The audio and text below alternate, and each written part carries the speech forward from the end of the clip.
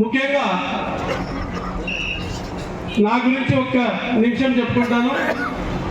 నేను ఒక ఆర్యవైశ్యుడిగా Nandyal మున్సిపాలిటీలోని 12వ ward council టికెట్ను ఆశించి వాళ్ళ దగ్గరికి వెళ్ళి నేను టికెట్ అడగడం జరిగింది.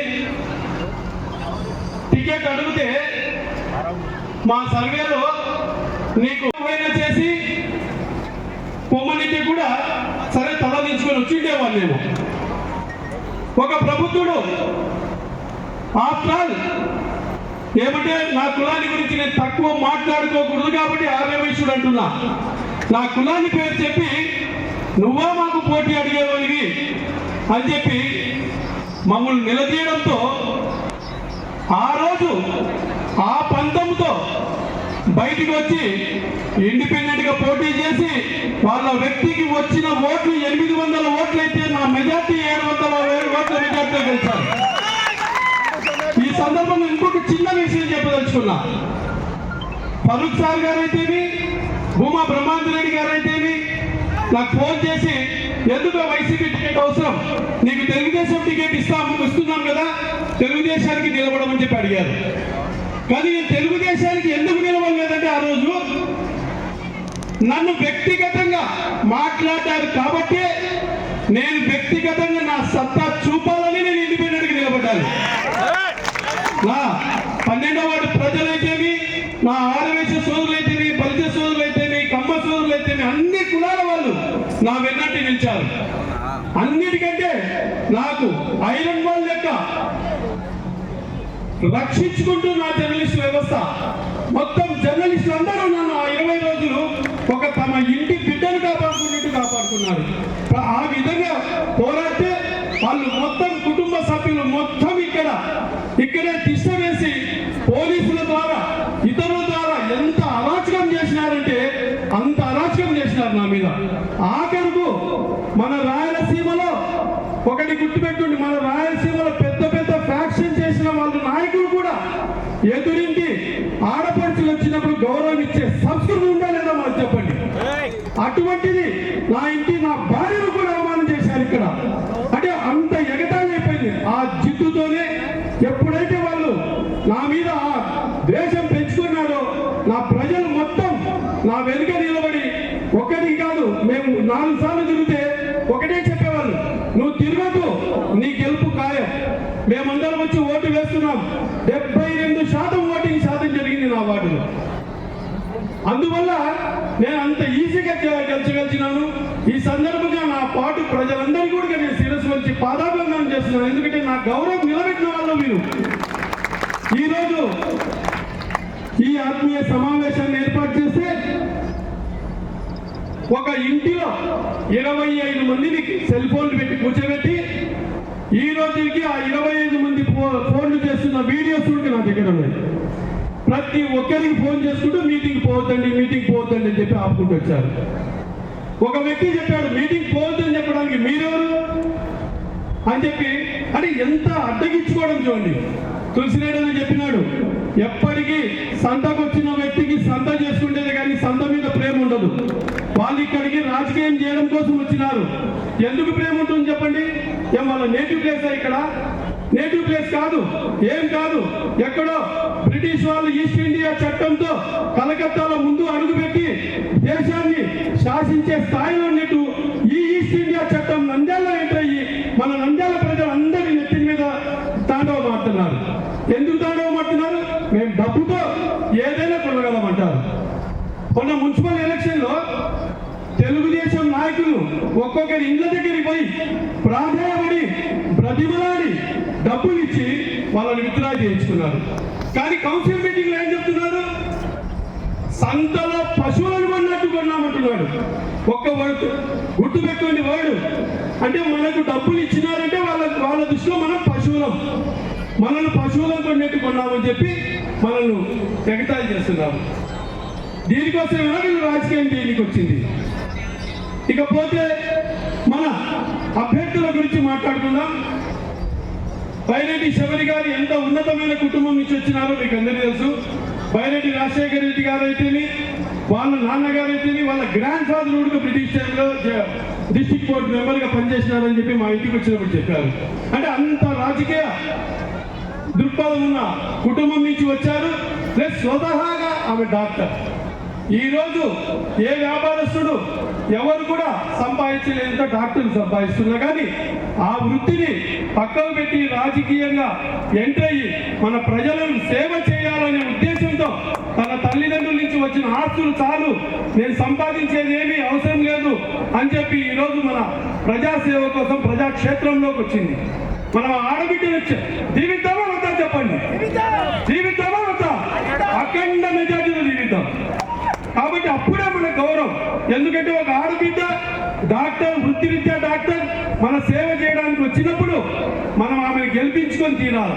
గెలిపించుకోవడం కాదు, అత్యధిక మెజార్టీతో గెలిపించినప్పుడు ఆమెకు మనం గౌరవం ఇచ్చినట్టు. ఈరోజు మన అసెంబ్లీ అభ్యర్థి ఎన్ఎండి ఫరూక్ గారి నుంచి తీసుకున్నాం. మేము నంద్యాలకు చాలా చేశామని చెప్పి వాట్సాప్లలో పంపిస్తున్నాను. ఏం చేశారండి? నంద్యాల పట్టణానికి చుట్టూ 10 కిలోమీటర్ల రేడియేషన్లో తీసుకుంటే కూడా వాళ్ళ స్వతహాగా 1 సెంటు స్థలం ఎక్కడ దానం చేయలేదు. 1 సెంటు స్థలం కూడా దానం చేయలేదు. పైపెచ్చు హైవే వస్తుందని ముందే ప్రసిగట్టి ఆ ఏరియాలో 100 ఎకరాలు కొని రైతులకు మభ్యపెట్టి రైతుల దగ్గర పొలాలు తీసుకొని ముందే వాళ్ళ రిజిస్టర్లు చేయించుకొని ఇయ్యని వ్యక్తుల మీద ఒత్తిడి చేసి కేవలం ఈ రోజు 7 నుంచి 8 కోట్ల రూపాయల విలువ ఎకరా చేసే విలువను 1,00,000 రూపాయలకు కొట్టేసిన వాళ్ళు అక్కడ ఉన్నారు. నంద్యాలకు ఒక్క బొమ్మల సత్రం లైన్ తప్పితే మనకి ఇక్కడ ఇటుపక్క నందమూరి నగర్ వైపు అయితేమి, ఎన్జిఓస్ కాలనీ వైపు అయితేమి, ఇటుపక్క ఆత్మకూరు బస్ స్టాండ్ వైపు అయితేమి అన్ని పక్కల బంద్ ఉండేది, అంటే బ్లాక్ ఉండేది. అటువంటి ఏరియాలను ఇక్కడ శ్రీనివాస్ నగర్ సెంటర్ లో ఎన్ఎండి ఫరూక్ గారిదే రైస్ మిల్ ఉండేది. అక్కడ ఆయన తన స్వతహాగా రైస్ మిల్లును మొత్తం మున్సిపాలిటీకి రాసిచ్చి శ్రీనివాస్ సెంటర్ రైట్ రోడ్డును ఓపెన్ చేసినాడు. ఈ రోజు మీరు ఆలోచించండి, అక్కడ ఒక్క సెంటు 4-5 కోట్ల రూపాయలు విలువ చేసే చోట దాదాపు 2 ఎకరాల స్థలాన్ని ఉచితంగా ఇచ్చిన గొప్ప మనసున్న వ్యక్తి ఇక్కడ ఉన్నాడు. ఎవరిస్తారండి? కనీసం ఈరోజు మనం కూడా ఏదైనా మున్సిపాలిటీలో పోతుంది అంటే కాంపెన్సేషన్ కోసం ప్రయత్నం చేస్తున్నాం, టీడీఆర్ కోసం ప్రయత్నం చేస్తున్నాం. కానీ తను మాత్రం ఈరోజు ఆ శ్రీనివాస్ సెంటర్ కింద ఓపెన్ కాకుంటే నంద్యాల పరిస్థితి ఊహించండి. ప్రతి వాహనం ఆత్మకూరు వైపు పోవాలంటే గాంధీ చౌక్ నుంచి పోవాలా? ఇప్పుడున్న రష్కు అది సాధ్యమా? సాధ్యం కాదు. ఈరోజు కొన్ని వేల మంది బీదలకు వైఎస్ నగర్ అయితేవి, నందమూరి నగర్ అయితేవి పట్టాలు ఇచ్చారు. వైఎస్ నగర్, నందమూరి నగర్కు అసలు మనకు కనెక్షన్ లేదు. అక్కడ కూడా చామకాలం దాటిన తర్వాత వాళ్ళ సొంత పొలంలో నట్ట నడి పొలంలో 3 ఎకరాలు పోతుంటే 3 ఎకరాలు వదిలిపెట్టి రోడ్డు వేసిన ఘనత ఇక్కడ ఎన్ఎండి ఫరూక్ గారికి ఉంది. అదే ఆయన 3 ఎకరాలు ఇవ్వను, నేను ఇచ్చే ప్రసక్తి లేదు, నాకు వాల్యూ పోతుంది అని అనుకుంటే ఈరోజు నందమూరి నగర్, వైఎస్ నగర్ అక్కడ మనకు దగ్గరలో మన సోదరులు కొన్ని వేల మందికి అక్కడ పట్టాలుండేది కదా. చూడండి, అంటే నేను ఇవన్నీ ఎందుకు చెప్తున్నానంటే ఒక వ్యక్తి మనకు, ఒక కుటుంబం మనకు, ఒక వ్యవస్థ మనకు సహాయం చేసినప్పుడు ఆ వ్యక్తి మనకు ఎటువంటి పరిస్థితిలో మనకు ఉపయోగపడే వ్యక్తిగా ఉంటాడని అతన్ని మనం తెచ్చుకోవాల్సిన బాధ్యత ఉందా లేదా? మూడోది ఎన్జిఓస్ కాలనీ హౌసింగ్ బోర్డులో 10 ఎకరాలు తన స్వతహాగా తనే రాసిచ్చి అక్కడ 2 ఎకరాల స్థలాన్ని రోడ్డుకు వదిలిపెట్టి ఎన్జిఓస్ కాలనీ నుంచి రోడ్డు ఓపెన్ అయ్యేటట్టు చేసి అక్కడ హౌసింగ్ బోర్డు వచ్చేటట్టు అక్కడ డెవలప్ చేశాడు. అంటే ఇప్పటికి చూసారా మీరు, ఒకవైపు ఆత్మకూరు బస్ స్టాండ్ వైపు ఇక్కడ ఈ బాలాజీ కాంప్లెక్స్ ఇక్కడ మనం కూర్చున్న ప్రతి సెంటు, ప్రతి ఇంచి ఆయన ఫ్రీగా ఇచ్చిన స్థలంతో ఏర్పడిన రోడ్డు ద్వారా వచ్చిందే ఇదంతా. రెండోది నందమూరి నగర్, మూడోది ఎన్జిఓస్ కాలనీ. ఈరోజు ఇవన్నీ వదిలిపెడితే నంద్యాల పట్టణానికి తలమానికంగా ఉంది పద్మావతి నగర్. ఈరోజు పద్మావతి నగర్ తలమానికంగా ఉందా లేదా చెప్పండి. అదే పద్మావతి నగర్ గత 25 సంవత్సరాల నుంచి పెండింగ్ పడితే మన మున్సిపల్ మన ఫరూక్ గారు మున్సిపల్ మినిస్టర్గా ఉన్నప్పుడు పద్మావతి నగర్ లేఅవుట్కు DTP ఆర్డబ్ల్యూపీ వాళ్ళని పిలిపించి అక్కడ అప్రూవ్స్ ఓకే చేపించి ఇక్కడ 10 రోజులు వాళ్ళకి పెట్టి ఆ పద్మావతి నగర్ శాంక్షన్ చేయించారు. మళ్ళా పద్మావతి నగర్కు రోడ్డు అడ్డం అవసరమైంది మున్సిపాలిటీ కానించి. వాళ్ళు ఒక థియేటర్ కట్టుకోవడం కోసం అక్కడ ఒక స్థలాన్ని పెట్టుకున్న స్థలాన్ని వదిలిపెట్టి దాన్ని పద్మావతి నగర్కి రాసిచ్చి అక్కడ రోడ్డు ఓపెన్ చేశారు. అంటే చూడండి, ఈరోజు నంద్యాల పట్టణంలో డెవలప్మెంట్ కావడానికి వేసే ప్రతి అడుగు వెనుక ఆయన యొక్క త్యాగం ఏంటని చెప్పి మనం గుర్తించాలి. ఇటువంటి త్యాగ పురుషులను తెచ్చుకుందామా? ఎక్కడో ఈస్ట్ ఇండియా కంపెనీ లాగా వచ్చి నంద్యాల ప్రజలకు ఆ ఇంత ఎన్నికలప్పుడు 1000-2000 రూపాయలు ఇస్తూ మళ్ళా గోడ వెనకిలా పశువులను కొన్నట్టు కొన్నాము అనే వ్యక్తులను తెచ్చుకుందామా? మీరే ఆలోచించండి.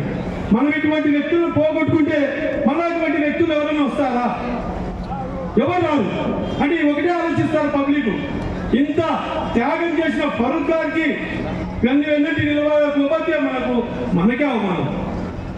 ఇకపోతే శాంతి భద్రతలు తీసుకున్నాం. నేను ఇవన్నీ ఎందుకు చెప్తున్నా అంటే వాళ్ళ యొక్క క్యారెక్టర్స్ బట్టి ఒక వ్యక్తికి మనం ఎందుకు ఓటు వేయాలి అనే ఆలోచన ప్రతి ఒక్కరికి మనకు కలగాలి. శాంతి భద్రతలు తీసుకున్నాం. శాంతి భద్రతలు తీసుకుంటే ఫరూక్ సార్ గారి హయాంలో ఒక చిన్న ఇన్సిడెంట్ ఏదైనా జరిగిందా? మీరే చెప్పండి. ఏమైనా చిన్న ఇన్సిడెంట్ అనేది ఒకటి జరిగిందా? లా అండ్ ఆర్డర్ విషయంలో కానీ, స్థలాల విషయాలలో కానీ, ఇద్దరి మధ్యన పంచాయతీలలో కానీ ఎక్కడన్నా ఎవరైనా ఫరూక్ గారు కానీ ఆయన కుటుంబ సభ్యులు కానీ ఏ ఒక్క వ్యక్తిని హాని చేసిన దాఖలాలు నంద్యాల పట్టణంలో లేదు. గతంలో వంటంలో గిద్దర్ ఎస్ఐగా చేసేవాడు. గిద్దర్ ఎస్ఐ ఆయన నాకు సదాగా చెప్పాడు, ఏదో